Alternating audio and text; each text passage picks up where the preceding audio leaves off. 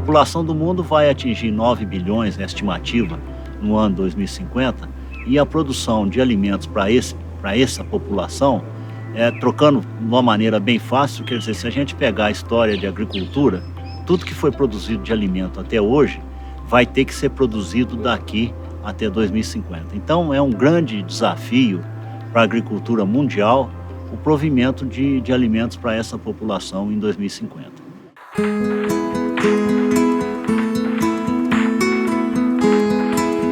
O grande desafio é atingir essa produção sem desmatar área. Muito do que foi feito na agricultura no Brasil até hoje foi em cima de desmatamento de áreas.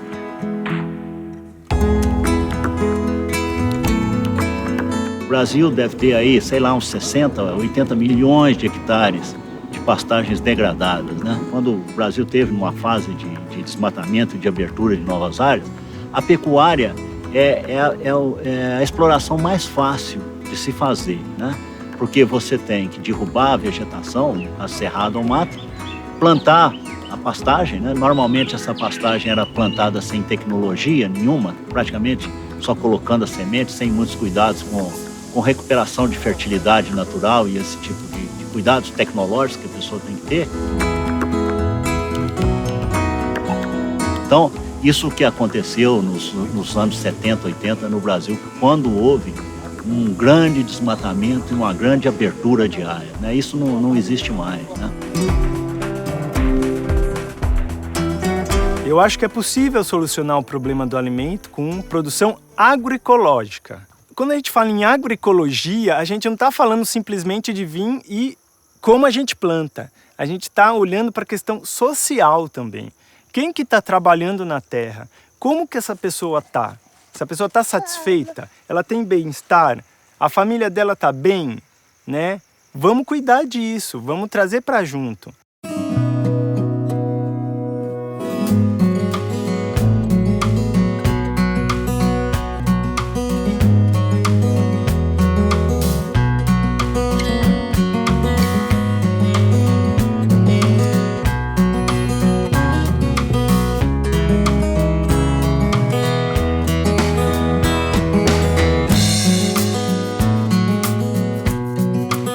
Eu comecei a ter contato com a permacultura. E a permacultura, um conceito que foi desenvolvido na década de 70 na Austrália, né, pelo Bill Morrison e o David Holmgren.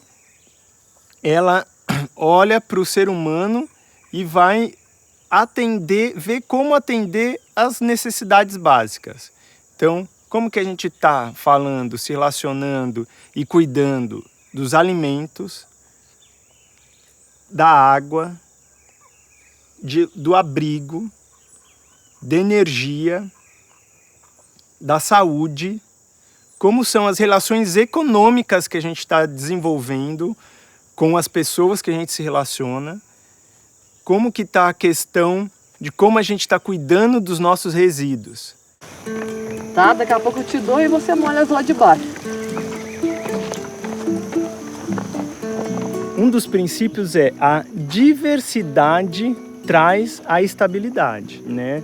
E quando a gente fala assim em integração entre pasto, roça e floresta, onde que entra o pasto na história? Na verdade, não é simplesmente o pasto, é o que?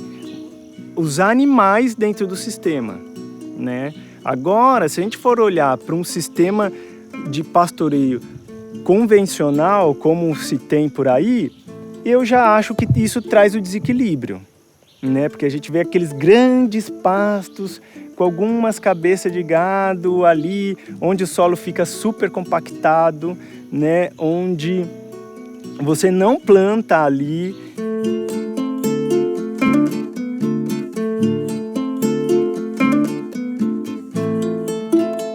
Que ainda, sabe? Não, nós vamos desarriar lá para nós trazer os touros amanhã cedo.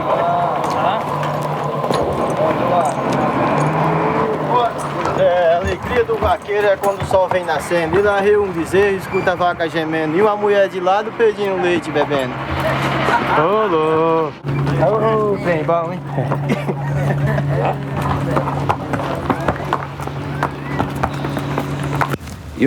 Eu nasci em Minas, mas sou criado em Mato Grosso. Eu nasci na roça, né? Me criei na fazenda.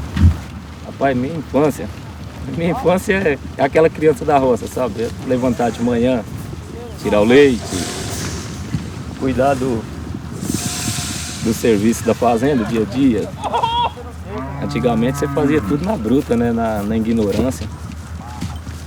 Você media muita força com o animal, hoje não, hoje esse sistema novo aí é mais bem melhor pra gente trabalhar, né?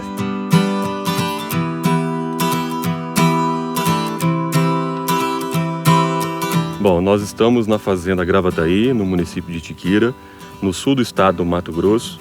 Estamos dentro de um sistema integrado lavoura e pecuária. Você cultiva soja, depois do cultivo da soja você entra com o cultivo de uma forrageira, nesse caso aqui na verdade é um consórcio. Nós temos aqui a Braquiária rusiensis consorciada com o guandu, que é um tipo de um feijão rústico, onde nós conseguimos fazer um balanço mais interessante de alimentação para o gado.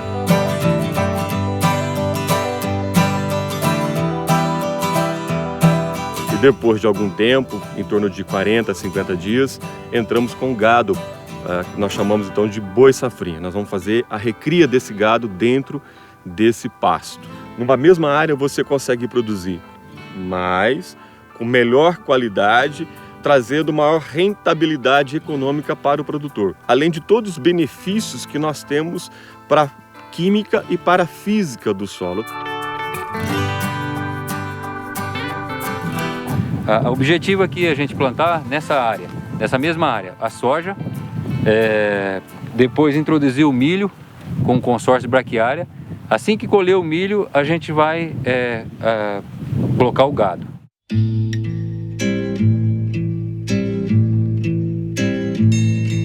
Antes de plantar soja novamente, tudo isso aqui vai ter sido consumido pelos animais. Então, na verdade, nós vamos, quando começar as chuvas, eles vão tirar os animais dessa área, vai esperar alguns dias, vai rebrotar essa forrageira, essa Braquiária rusiensis, passamos herbicida nessa braquiária, dessecamos ela, então ela vira uma palhada propícia para vir um plantio da soja em cima dessa palhada.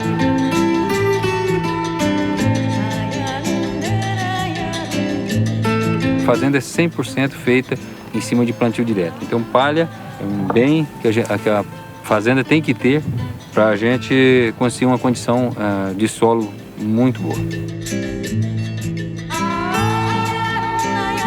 Toda essa camada de palhada no solo protege o solo quanto ao excesso de temperatura, o impacto das gotas de chuva no solo é diminuído, é amortecido por essa camada de palhada. Nós não temos praticamente erosão nenhuma no solo com esse tipo de palhada.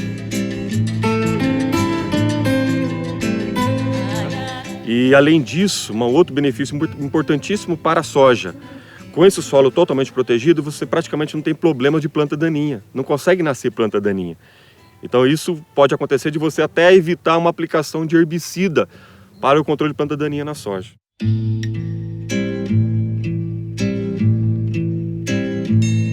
Bom, sem o sistema integrado, você faria separadamente as duas coisas.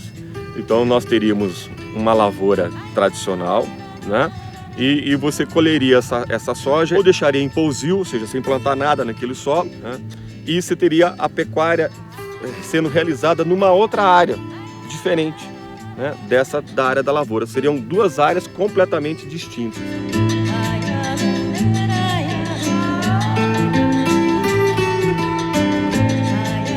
O sistema de integração lavoura-pecuária-floresta é uma revolução silenciosa que tem acontecido no campo. É uma revolução silenciosa porque ela depende muito do treinamento, da capacitação das pessoas, do desenvolvimento de novas tecnologias.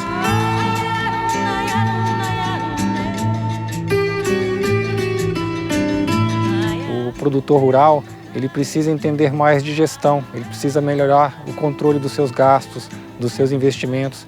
e passar a entender de coisas que são mais complexas, ligado à biologia, ligado à ciência, para produzir mais usando menos recursos.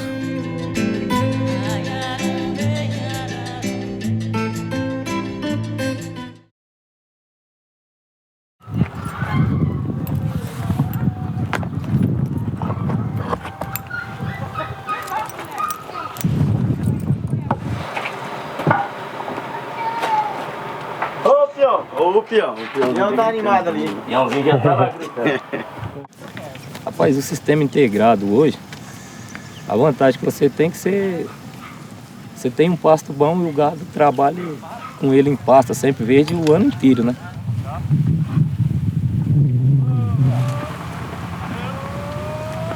É uma tecnologia que traz uma revolução imensa para o produtor rural.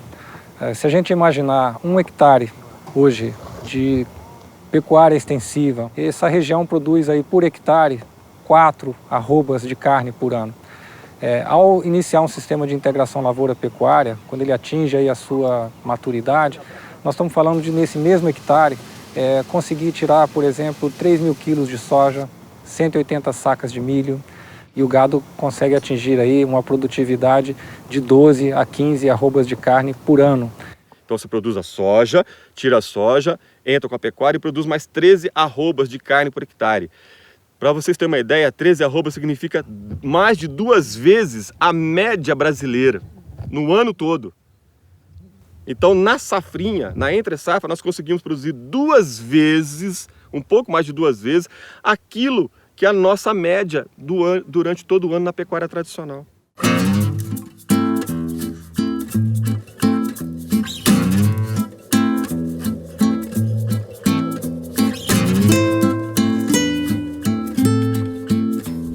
Os grandes entraves para a adoção da integração são vários, um conjunto deles. Primeiro, a questão do investimento. Você fazer um sistema integrado demanda maior investimento do que você fazer apenas um sistema em monocultivo, ou seja, fazer só uma lavoura, ou fazer só uma pecuária, ou fazer só a silvicultura. Então você precisa de um investimento inicial maior.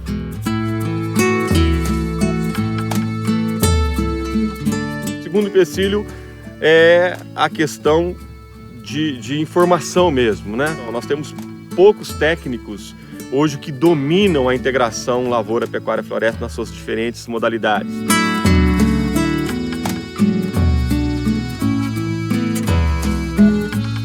O terceiro empecilho é quebra de paradigma, gente. Isso é importante saber, isso é importante dizer. Não é muito complicado você falar para um pecuarista tradicional investir, por exemplo, R$1 milhão numa colhedeira para ele começar a fazer lavoura. É difícil, então são paradigmas tem que ser quebrado. É importante frisar também que tecnologia, gente, é conhecimento. Tecnologia não necessariamente é maquinário, é grandes máquinas, grandes tratores, não é disso. Nós podemos fazer a integração lavoura-pecuária para um pequeno produtor, ele consegue fazer o milho consorciado com braquiária usando uma tração animal tranquilamente, ou mesmo manual, sem problema nenhum.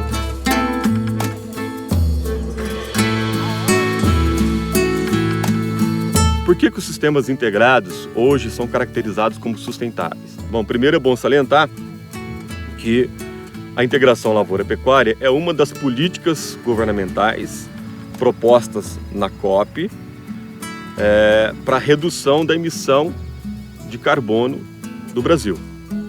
Então foi comprometido que o Brasil iria, a partir daquele momento, até 2020, implantar cerca de 4 milhões de hectares de integração lavoura, pecuária, floresta nas suas diversas modalidades. Ele atende os 3 princípios básicos, as 3 dimensões básicas da sustentabilidade. Na verdade, são 4. A primeira é a questão econômica. Eles são viáveis economicamente. Os nossos resultados econômicos apontam grande viabilidade dos sistemas integrados quando comparado com os sistemas solteiros. É um primeiro passo. O segundo, é tecnicamente possível de fazer e tem benefícios técnicos, agronômicos dentro do sistema. Ou seja, uma atividade interage com a outra, tem um sinergismo entre essas atividades.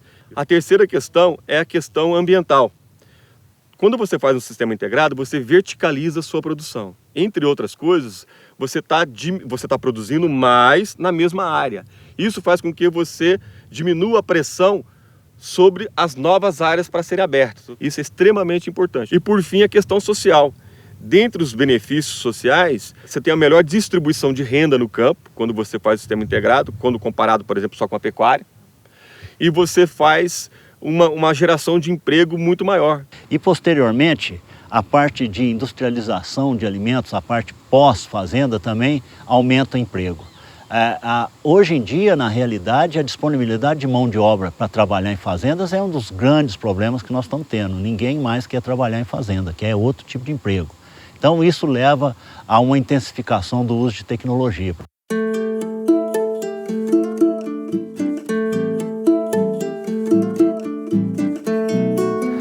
Muitos especialistas acreditam que no futuro o sistema de integração lavoura, pecuária, floresta vai ter um amplo uso no Brasil, na agricultura tropical.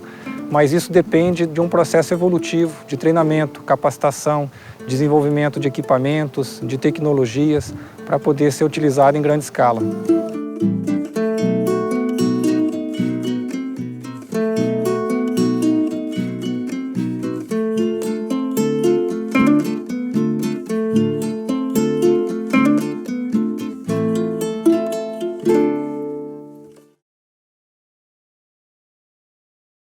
Essa é a gotinha.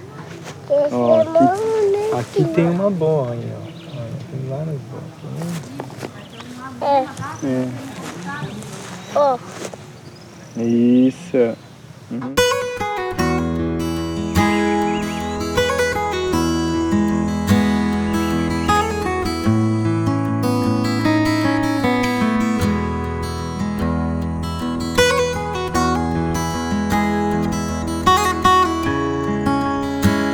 A gente então está no sítio Olho d'Água. O sítio fica nas proximidades de Mogi das Cruzes, caminho para o litoral.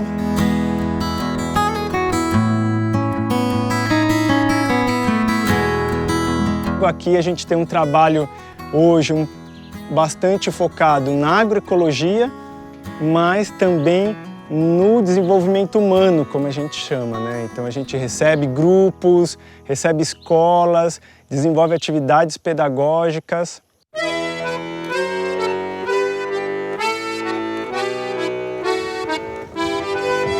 Então aqui a gente chega na área onde hoje a gente está fazendo os cultivos, né? É como um exemplo aqui que a gente tem da diferença de um plantio convencional para um plantio agroecológico. Onde no plantio agroecológico a gente sempre está buscando o equilíbrio do sistema. Se a gente não tiver cuidado com o equilíbrio do sistema, a gente vai sofrer com praga, vai sofrer com doença. Então, aqui a gente tem couve, mas no meio das couves a gente tem a alface romana crescendo, a beterraba crescendo. Num plantio convencional, a gente não ia ver, ó, essas tanchagens tudo aqui no meio, os picão, essas plantas espontâneas que vão nascendo. Por quê? O costume é deixar o chão limpo, né? Aquela coisa. A gente tem um princípio que é a diversidade traz a estabilidade. Então, quanto mais gente convivendo junto aqui, a gente vai ter um equilíbrio maior.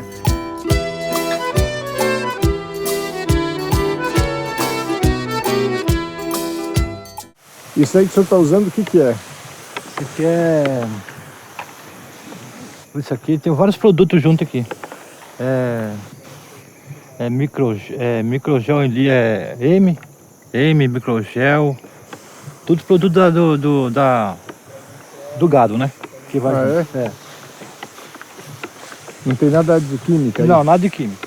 A questão do preço dos orgânicos, né? Que é o que muita gente questiona. Mas por que é tão caro? Mas é só para quem tem dinheiro, né? Não dá nem para comparar.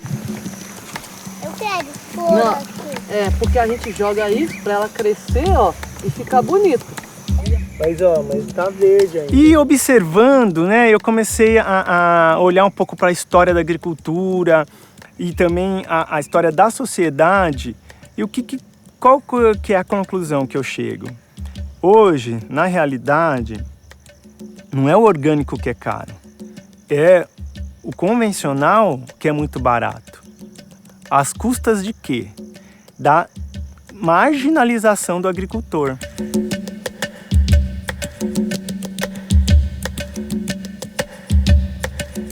Por que o agricultor tem que ser miserável? Por que o agricultor tem que ganhar muito menos do que um médico, do que um advogado, do que um engenheiro? Se não fosse o agricultor, não teria comida na mesa das pessoas.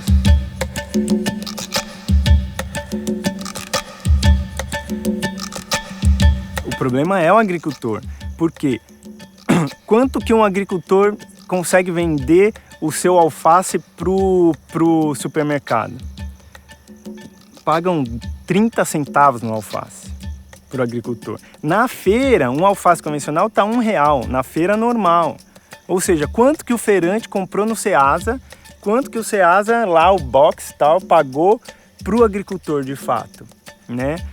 E a gente vê hoje o êxodo rural acontecendo, né? Os jovens tendo vergonha de estar na terra e querendo ir para a cidade, trabalhar na indústria, no comércio, Então, houve na história essa marginalização, né, do agricultor.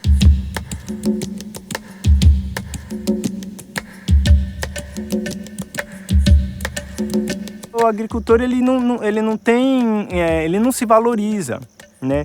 O que nessa cultura, nessa nova forma de pensar, que é o que a gente está trabalhando, a gente da cidade que está indo para o campo e está vendo a importância, né, da continuação do homem na terra, de plantar, por conta que a gente está vendo como está difícil encontrar alimento de qualidade na cidade, a gente vê o valor que tem, né? E o que é, quanto custa um pé de alface, quanto custa um maço de brócolis, onde teve que trabalhar muito mais gente para produzir a quantidade de brócolis que uma monocultura convencional produziu. A mão de obra empregada aqui foi muito maior, o tempo de cultivo foi muito maior.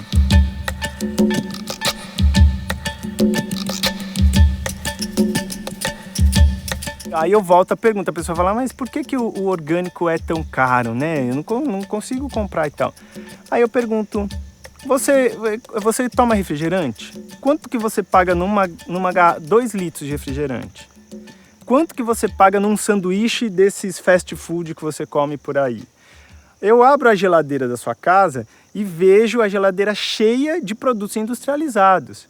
Então, no fim das contas, se a gente colocar no lápis, o que você gasta com produtos industrializados, no fim do mês, está saindo muito mais caro do que eu que compro só alimento orgânico.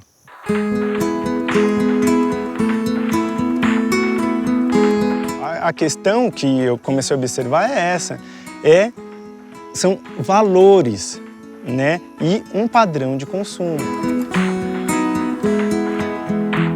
Quanto mais agricultores tiverem consciência e forem para o cultivo orgânico, agroecológico, melhor. O que eu estou sentindo é isso, que cada vez mais agricultores estão realmente vindo, fazendo a transição, contentes, com esperança de estar sendo mais valorizados, de não estar usando mais agrotóxico nas suas lavouras, porque eles já estão vendo o mal que isso está causando para eles mesmo.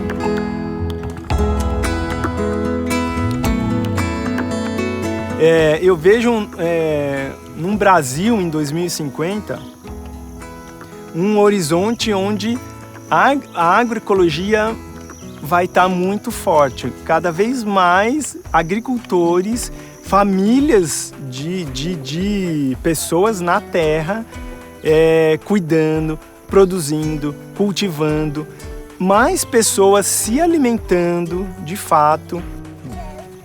Eu vejo um futuro muito rico. Isso é o que me dá força e segurança para seguir em frente.